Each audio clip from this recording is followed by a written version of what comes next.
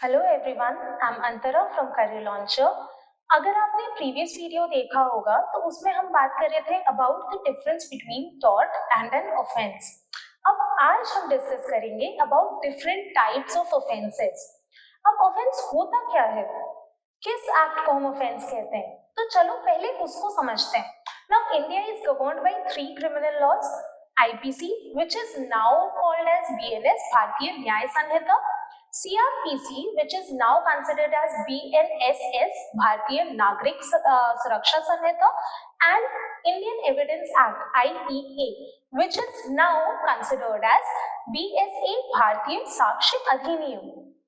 अब ये तीनों करते क्या है, तो बीएनएस हमको बताता है कि कौन से एक्ट को हम ऑफेंस कहेंगे और उस पर्टिकुलर ऑफेंस के लिए हमको क्या क्या पनिशमेंट्स दी जा सकती हैं। बीएनएसएस हमको बताता है about the procedure of arrest, investigation and trials, और वहीं बीएसए बताता है कि किन चीजों को हम एज एविडेंस प्रेजेंट कर सकते हैं कोर्ट में, उनको प्रूव कैसे करना है और बर्डन ऑफ प्रूफ किस पे लाई करता है। Now, coming to offenses, the law says that any act that is forbidden by law and for which you can be punished with either death penalty, life imprisonment, or imprisonment which can be simple or rigorous, forfeiture of your property or fine. अगर कोई भी activity के लिए आपको इन पांचों में से कोई भी पनिशमेंट मिलता है तो उस एक्ट को हम कहते हैं offence. Now types of offence समझने के लिए एक छोटा सा क्लासिफिकेशन करते हैं, दो पार्ट्स में डिवाइड करते हैं ऑफेंसेस को, एक सीरियस एक नॉन सीरियस। अब बीएनएस, बीएनएसएस या BSA and for that matter IPC, CrPC evidence कोई भी सीरियस नॉन सीरियस ऑफेंस की कैटेगराइजेशन को नहीं करता था। उनका कैटेगराइजेशन किसी और चीज पे होता था, पर उस पे जाने से पहले थोड़ा सीरियस नॉन सीरियस समझ लेंगे तो वो कैटेगराइजेशन समझना इजी होगा। नाउ कोई भी ऑफेंस जैसे मर्डर हो गया, रेप हो गया, इनको आप किस नेचर का बोलोगे? सीरियस है, हीनियस ऑफेंस है ना। इन ऑफेंसेस के लिए हमको पनिशमेंट ज्यादा मिलनी चाहिए। इन ऑफेंस को करने वाले इंसान को बहुत इजीली बेल नहीं मिलना चाहिए, ना ही सेटलमेंट होनी चाहिए, राइट। सिमिलरली अगर आप बात करो अबाउट ट्रेसपास और डेफमेशन, तो वो थोड़े लेसर सीवियर नेचर के होंगे, उसमें हमारे अक्यूज के लिए थोड़े प्रोविजंस बेटर होंगे, राइट। चलो अब आते हैं कि ये सीरियस और नॉन सीरियस ऑफेंसेस क्या क्या होते हैं। अगर आप सीरियस ऑफेंस की बात करो तो all serious offences are cognizable, non-bailable and non-compoundable. All the non-serious offences are non-cognizable, bailable and compoundable. Sir चकरा गया ना, ये क्या वर्ड्स हैं, ये क्या होते हैं? चलो आज इन्हीं को समझने की कोशिश करते हैं। नाउ अगर आप बोर्ड पे देख सकते हो, मैंने 3 कैटेगरीज में आपके वर्ड्स को डिवाइड किया हुआ है और तीनों कैटेगरी में दो चीजें लिख के रखी है। जैसे पहला आप देखो कॉग्निजेबल एंड नॉन कॉग्निजेबल। अब कॉग्निजेबल ज्यादा सीरियस नेचर का ऑफेंस होता है, नॉन कॉग्निजेबल थोड़ा कम सीरियस होता है, कम हीनियस होता है।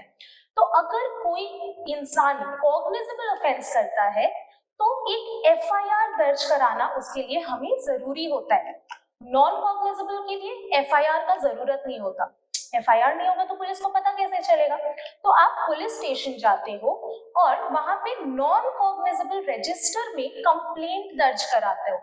वहीं पे अगर आप फिर कॉग्निजेबल ऑफेंस पे आओ तो कॉग्निजेबल ऑफेंस में पुलिस के पास अथॉरिटी होती है, पावर होती है to act on its own. Non cognizable police के पास कोई भी अथॉरिटी नहीं है। नाउ व्हेन आई से अथॉरिटी, इसका मतलब क्या होता है?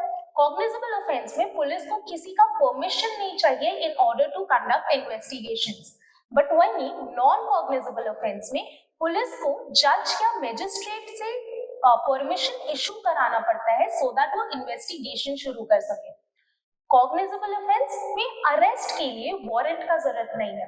नाउ से for example a person has committed murder. अब जब तक वारंट इशू कराएंगे, उसको पकड़ने जाएंगे, तब तक तो वो भाग जाएगा, वो खड़ा तो रहेगा नहीं कि पुलिस आएगी तो मुझे पकड़ेगी, मुझे जेल में डालेगी, वो भाग चुका होगा। तो इसीलिए कोई भी सीरियस ऑफेंस होता है ना, उसमें वारंट का जरूरत नहीं होता है। पुलिस हैज द अथॉरिटी कि इवन विदाउट अ वारंट वो जाके अरेस्ट कर सकती है। नॉन कॉग्निजेबल ऑफेंस जो कम सीरियस होता है उसके लिए वारंट नेसेसरी है। Without a warrant the police can't arrest any person. Now coming to the second category जो कि है bailable and non bailable. Bailable non bailable नाम से इजी लग रहा है, बेलेबल जिसमें बेल मिल जाए, नॉन बेलेबल जिसमें बेल नहीं मिले। नहीं होता है ऐसा। अब ये बहुत इजी होता है, बहुत सिंपल है, इसको समझते हैं। Bailable offences are again the non serious ones जिसमें पनिशमेंट आपके 3 साल से कम की होती है। Non bailable serious offences punishment 3 साल से ज्यादा की मिलेगी। The major difference over here is कि बेलेबल ऑफेंसेस में you are granted bail as a matter of your right.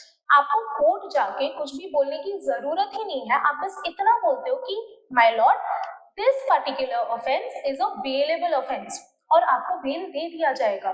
वही नॉन बेलेबल ऑफेंस में ये डिस्क्रिशनरी पावर होता है कोर्ट के पास। इफ द कोर्ट वांट्स वो आपको बेल देगी, if the court does not want वो आपको बेल नहीं देगी। जो आप बेल के केसेस सुनते हो ना, वो नॉन बेलेबल ऑफेंसेस के होते हैं।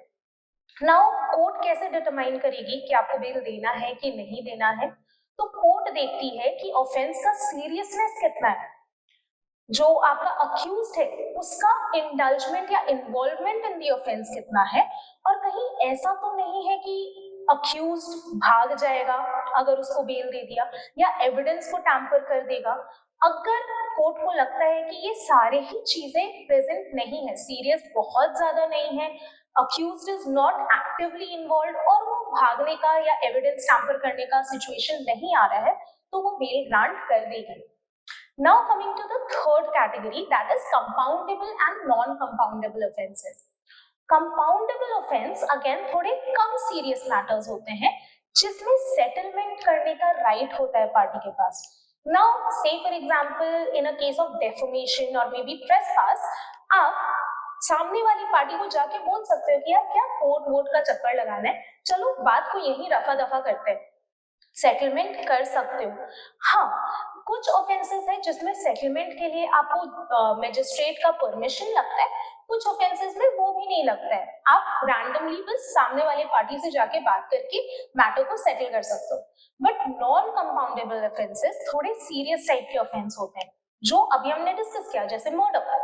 Now if a person commits a murder, say for example A commits murder of B, अब ए बी की फैमिली को जाके बोलेगा ये लो 10 लाख रुपए और मेरे अगेंस्ट केस को कैंसिल कर दो या सेटलमेंट कर लो मेरे से, तुम केस मत करो, मैं बाहर घूमूंगा।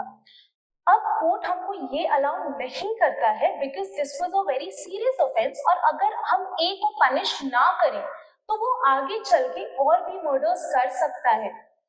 ए को पनिश करना और बी को जस्टिस दिलाना दोनों ही इंपॉर्टेंट है। तो सीरियस ऑफेंसेस को हम सेटल नहीं कर सकते हैं, वो नॉन कंपाउंडेबल में आते हैं। But there have been exceptions where compoundable offences are non bailable and non cognizable in nature, where bailable offenses are cognizable in nature. So there can be exceptions to everything. Now if a provision says कि ये offense non bailable है, does not mean कि वो बाकी चीजों में भी same ही होता होगा, probably cognizable ही होगा, non compoundable ही होगा, नहीं। Depending on the situations आपके exceptions create होते जाते हैं। अलग अलग सिचुएशन में अलग अलग तरह से अलग अलग कैटेगरी में ऑफेंस जाता है। So depending on the situation आप ये डिटरमाइन करोगे कि कौन से ऑफेंसेस कंपाउंडेबल या नॉन कंपाउंडेबल होंगे, कौन से ऑफेंसेस बेलेबल नॉन बेलेबल होंगे, और कौन से ऑफेंसेस कॉग्निजेबल नॉन कॉग्निजेबल होंगे। I hope this video helps you, आपको कुछ नया सीखने को मिला होगा। Will meet you in the next video.